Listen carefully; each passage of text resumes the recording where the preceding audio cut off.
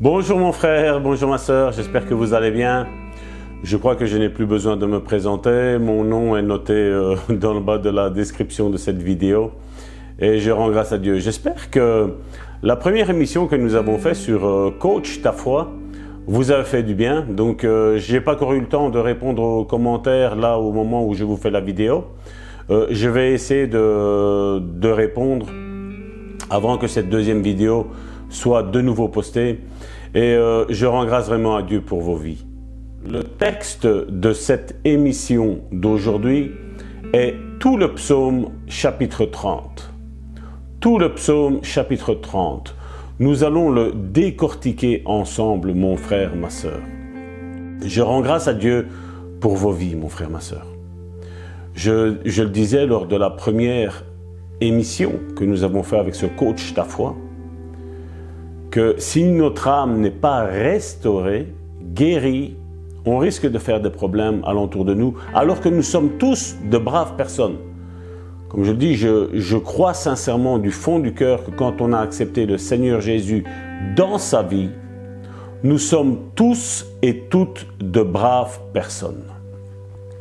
Et comme je dis, il y a un processus de guérison à obtenir. Et je me rappelle plus si j'en avais parlé lors de la première émission, mais je vous invite à lire le livre de psaumes. Les livres de psaumes sont un baume pour votre cœur, sont un médicament, sont une chiméo pour la guérison de votre âme, mon frère, ma sœur. Et je sais que vous allez y arriver. Peut-être aujourd'hui vous me dites, Salvatore, ça va être dur. C'est pas grave, Dieu nous a pas dit que ça allait être facile. Dieu nous a dit, dans un passage, l'Esprit Saint a fait écrire, si mes souvenirs sont bons, c'est l'apôtre Paul qui écrit. C'est qu'il faut nous supporter les uns les autres. En m'écoutant, vous me supportez déjà, mon frère, ma sœur. Et j'aimerais parler encore aujourd'hui de cette âme, mon frère, ma sœur. De cette âme qui a besoin d'être restaurée, qui a besoin d'être guérie. Parce que je sais qu'au fond de toi, mon frère, ma sœur, tu as envie d'être restauré, tu as envie d'être guéri, tu as envie d'être en bonne santé, mon frère, ma sœur. Et je rends grâce à Dieu si tu as cette décision. Et je veux te dire, je sais que le chemin n'est pas facile, mais il n'est pas impossible. Et si ce n'est pas impossible, mon frère, ma sœur, je sais que Dieu va le faire dans ta vie. Et pour ce faire, aujourd'hui, donc je ne voudrais pas m'attarder, comme j'ai dit, ces émissions ne dureront pas plus de 30 minutes, je n'ai pas envie que ça dépasse, je n'ai pas envie d'abuser de votre gentillesse. Et ce texte se trouve dans le psaume 30. Nous allons le lire ensemble, nous allons décortiquer ensemble ce passage, mon frère, ma sœur. Et regardez ce que le psaume chapitre 30, verset 1er nous dit. C'est David qui le lit pour la dédicace de la maison de l'Éternel. Il dit, « Je t'exalte, ô Éternel, car tu m'as relevé. Tu n'as pas voulu que mes ennemis se réjouissent à mon sujet. » Mon frère, ma sœur, je sais qu'il y a des points qui sont des points clés pour ta vie. Je sais que ça a été une prière que tu as faite. Tu ne veux pas que tes ennemis se réjouissent à ton sujet. Déjà, nous voyons une attitude qui peut être bonne en apparence, mais qui quelque part montre le désespoir intérieur qu'il y avait en David. Je ne veux pas que mes ennemis se réjouissent à mon sujet. Mon frère, ma sœur, quoi que tu feras dans la vie, mon frère, ma sœur, il y aura toujours des mécontents. Quoi que tu fasses dans ta vie, mon frère, ma sœur, il y aura toujours des personnes à critiquer, à médire ce que tu fais. Mais ce que tu es n'est pas dans ce que les autres disent que tu es, mon frère, ma sœur. Ce que tu ressens dans le fond de ton cœur, mon frère, ma sœur, fais-le. Parce que Dieu est avec toi. Certainement, comme je le disais l'autre jour, nous ferons tous des erreurs, tous. C'est pour ça que le livre, la Bible, le livre des livres, la Bible, nous dit 366 fois, ne crains pas. Parce que l'homme n'a pas envie de faire d'erreur. Quelque part, c'est une fausse modestie. C'est de l'orgueil. Si nous croyons que dans tout ce que nous allons faire, nous n'allons jamais faire d'erreur, mon frère, ma soeur, nous nous leurrons. Nous en ferons toujours, mon frère, ma soeur. Mais quand tu n'es pas orgueilleux, mon frère, ma soeur, tu n'as pas peur de demander pardon si tu as fait du mal à qui que ce soit. Je ne parle pas de ces personnes qui prétendent tout le temps des autres et qui, elles, ne bougeraient pas le petit doigt, comme Jésus l'a dit. Concernant les pharisiens, j'en ai parlé longuement lors de la première émission que nous avons faite ensemble. Matthieu 23 nous explique. Jésus a fait un résumé de qui sont ces religieux. Et David le dit. On va reprendre ce texte, regardez, il s'affiche de nouveau. Je t'exalte, ô Éternel, car tu m'as relevé. Tu n'as pas voulu que mes ennemis se réjouissent à mon sujet. Dieu n'a pas agi face aux ennemis de David pour que ses ennemis reconnaissent quoi que ce soit. Dieu a agi comme cela parce qu'il aimait David. David est cet homme selon le cœur de Dieu. Et je le disais lors d'une réunion que nous avons eue récemment à l'église, quand on parle de David, beaucoup pensent à cet homme adultère, à cet homme sanguinaire. Mais je voudrais vous dire que Dieu nous a présenté David comme l'homme selon son cœur. Et oui, l'homme selon le cœur de Dieu, malheureusement, est tombé. Mais Dieu l'a relevé. Dieu l'a guéri, l'a fortifié intérieurement. La plupart des psaumes sont écrits par David. Cet homme que certains disent sanguinaire. Cet homme qui a été adultère. Mais la bonne nouvelle pour toi, mon frère, ma sœur, c'est que nous devrions nous poser les bonnes questions. Pourquoi David a-t-il été vers une autre femme que sa femme? Pourquoi David a fait tuer le mari de sa femme? Nous sommes-nous posé les bonnes questions, mon frère, ma sœur? Comme je le répète assez souvent, ce que je vous dis là, ne le prenez pas pour argent comptant. Allez vérifier, je vous parle de l'histoire de David, du grand roi David. Allez voir son histoire. Allez relire avec passion, avec envie, l'histoire de David. Avec les questions que je vous ai données, reculez en arrière, prenez note de ces questions-là. Et regardez un petit peu, posez-vous même d'autres questions. Ne vous fiez pas à ce que moi seulement je vous dis, mon frère, ma sœur. Malheureusement, aujourd'hui, dans ce monde chrétien, beaucoup sont détournés de la vérité parce qu'ils prennent pour argent comptant ce qui leur est prêché. Mais mon frère, ma sœur, tu auras de la part de Dieu à rendre compte de si tu as lu ta Bible. Pas si tu as écouté ton pasteur, ton prophète, ton apôtre, ton évangéliste, ton docteur. Non, Dieu va te demander compte, est-ce que tu as médité ma parole de Dieu? Est-ce que comme les chrétiens de Béret, tu as vérifié tout ce qu'il t'a été dit, tout ce qu'il t'a été prêché? Le Saint-Esprit est en toi, mon frère, ma sœur. Et Dieu veut agir en toi, pour toi, parce qu'il t'aime, mon frère, ma sœur. Il t'aime, mon frère, ma sœur. Nous allons prendre ce deuxième verset qui va nous montrer de quelle guérison il parlait. En quoi David parlait que ses ennemis ne devaient pas se réjouir de lui. Regardez le verset. Éternel, mon Dieu, j'ai crié à toi et tu m'as guéri. Mon frère, ma sœur, je suis là aujourd'hui pour te donner une certitude que quand tu cries, quand je crie, quand nous crions à Dieu, Dieu entend. Dieu n'est pas sourd. Et un conseil, j'ai une voix qui porte à cause des erreurs que j'ai faites dans le passé.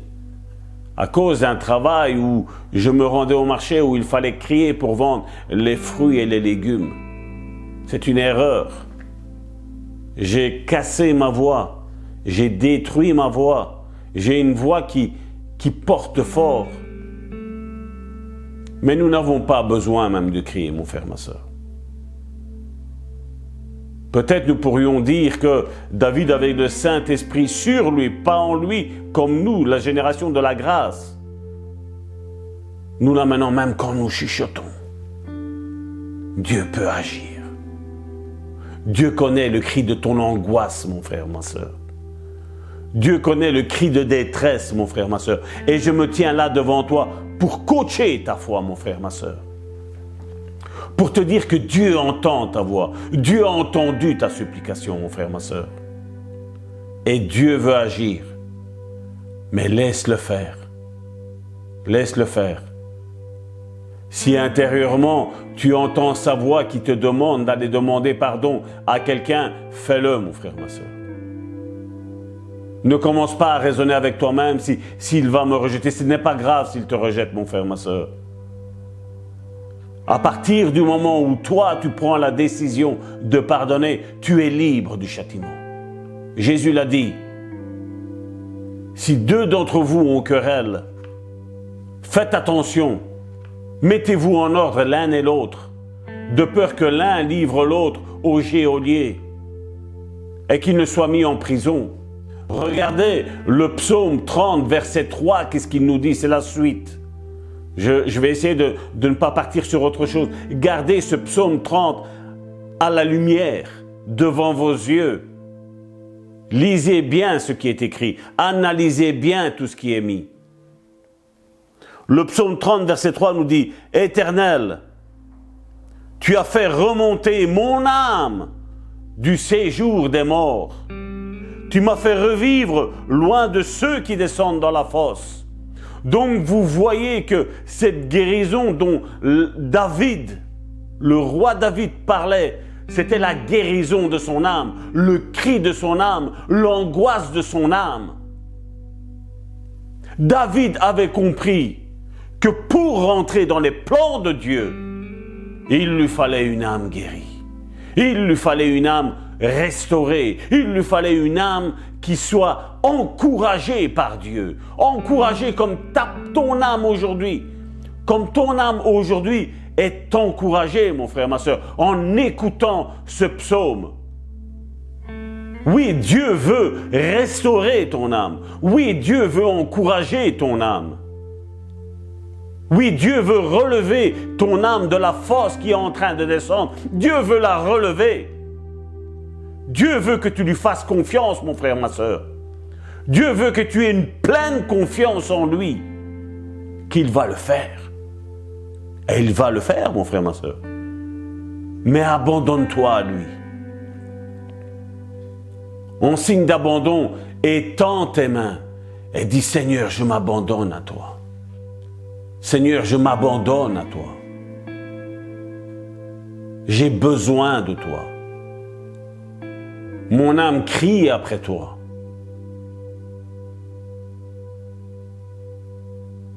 Oh Seigneur, entends le cri de mes bien-aimés. Entends le cri de mes bien-aimés et agis dans leur vie. Oui, tu ne permettras pas qu'ils descendent dans la fosse. Père, je veux prophétiser, je veux bénir tous ceux qui sont en train de regarder cette vidéo, qu'ils mettent un pouce vers le haut, qu'ils mettent un pouce vers le bas, peu importe, Seigneur. Mais Seigneur, je veux prophétiser que tu vas guérir leur âme maintenant au nom puissant de Jésus-Christ. Oui, Dieu veut restaurer ton âme, mon frère, ma soeur. C'est la bonne nouvelle, c'est le réma d'aujourd'hui. Dieu veut restaurer ton âme, mais laisse-le faire. Pas comme tu dis toi, mon frère, ma soeur, mais comme lui le dit, comme le souverain sacrificateur le dit, mon frère, ma soeur. Le peuple d'Israël voulait dire à Dieu comment agir, comment les faire rentrer dans la Canaan. Et Dieu a dit non. Vous allez rentrer comme moi, je vous le dis. À cause de leur endurcissement, pendant 40 ans, ils ont erré dans le désert. Mon frère, ma sœur, je me tiens devant toi pour te dire que tu as assez souffert. Mon frère, ma sœur, je suis en train de te dire que tu es en train de tourner autour de cette montagne. Et si tu ne l'écoutes pas, tu tourneras encore et encore, mon frère, ma sœur. Tu tourneras encore et encore, mon frère, ma sœur. Mais Dieu veut te faire cesser de tourner autour de cette montagne. Lui-même a la tête qui tourne à te voir tourner comme ça, mon frère, ma sœur. Prends une bonne décision aujourd'hui, mon frère, ma sœur. Prends la bonne décision de te confier en l'Éternel. Où étions-nous, toi et moi, quand lui a créé le ciel et la terre? Est-ce que c'est toi et moi qui pouvons lui dire à lui comment faire? Lui qui a créé le ciel, la terre et tout ce qu'elle renferme, où tout lui appartient? Vous voyez comment des fois nous pouvons avoir un péché d'orgueil, mon frère, ma soeur. Oui, c'est un péché d'orgueil, ça. Nous n'avons rien à lui dire. Nous n'avons juste une seule chose à faire, mon frère, ma soeur. C'est l'écouter. Parce que lui a des projets de paix et non de malheur pour toi et pour moi, mon frère, ma soeur. J'en ai vu beaucoup se détourner, mon frère, ma soeur, pensant que la voix de leurs sentiments était la voix de Dieu, mon frère, ma soeur. Jusqu'à quand, mon frère, ma soeur? Jusqu'à quand vas-tu rester dans cet état, mon frère, ma soeur? Dieu veut te restaurer, Dieu veut te guérir.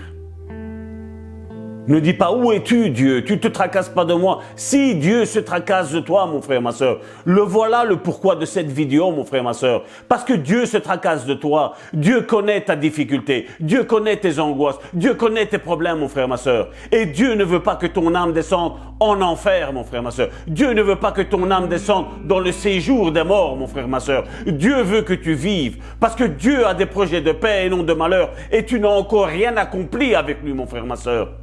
Dieu veut te restaurer, mon frère, ma soeur. Dieu veut te guérir. Dieu veut t'aimer. Laisse-toi aimer. Il n'est pas un homme pour abuser de toi. Il est ton père. Il est un père qui n'abuse pas de ses enfants, lui. Mon frère, ma soeur, je me tiens devant toi pour te dire que Dieu t'aime. Mais Dieu veut que tu lui fasses plus confiance, mon frère, ma soeur. Plus confiance, mon frère, ma soeur.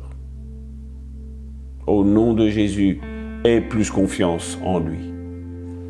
Regardez le verset suivant, ce qu'il nous dit.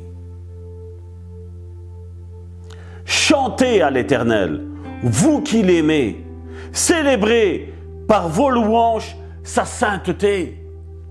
Il ne parle même pas de notre sainteté, mais il dit, mais de sa sainteté à lui, la sienne.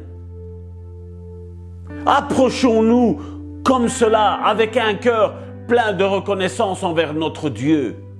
Notre Dieu qui peut changer toutes les situations les plus rocambolesques. Il peut les changer.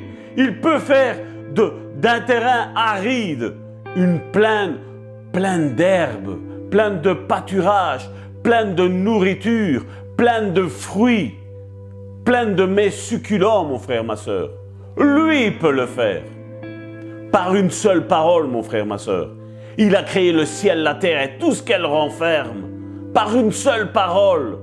Il ne lui en a pas fallu 2. Il ne lui a pas fallu 100 années ou des millénaires d'années pour travailler. En un seul jour, il a dit, et la chose est arrivée. La chose a existé, mon frère, ma soeur. Regarde le verset suivant. Car sa colère dure un instant, mais sa grâce toute la vie. Le soir arrivent les pleurs et le matin l'allégresse. Mon frère, ma sœur, je me tiens devant toi pour te dire une chose extraordinaire, une chose merveilleuse. Je ne sais pas si tu l'as lu. Le soir vient les pleurs, mais le matin vient l'allégresse. Et je me tiens devant toi, mon frère, ma sœur. Tu es en train d'écouter ma voix, avec la voix de ton serviteur Salvatore, qui est en train de te dire une chose. Si jusqu'à aujourd'hui, tu as pleuré, mon frère, ma sœur, Le matin va se lever dans ta vie, mon frère, ma sœur. Le matin va se lever dans ta vie. Toi qui me regardes, regarde le doigt qui est pointé vers toi, mon frère, ma sœur. Mets-toi face à ce doigt. Toi qui pleurais, mon frère, ma sœur, l'allégresse va rejaillir dans ton âme, mon frère, ma sœur. Tout le monde va se dire, mais que se passe-t-il? Tes ennemis vont se dire, mais je leur ai lancé des malédictions. Mais qu'est-ce qui se passe-t-il dans la vie de celui-là, dans la vie de celle-là? Que se passe-t-il? Dieu va leur montrer qu'il t'a béni. Dieu va leur montrer qu'il t'a choisi, mon frère, ma sœur. Je me tiens devant toi pour fortifier ta foi, mon frère, ma sœur. Oui, je me tiens. La nuit va cesser dans ta vie. L'hiver va cesser dans ta vie. Tu vas rentrer dans ton printemps, mon frère, ma sœur. Oui, le pleur, c'est fini. Tu ne connaîtras plus les pleurs de tristesse, mais tu vas connaître les pleurs de joie, les pleurs que donne la joie du Seigneur. David le disait, la joie du Seigneur est ma force.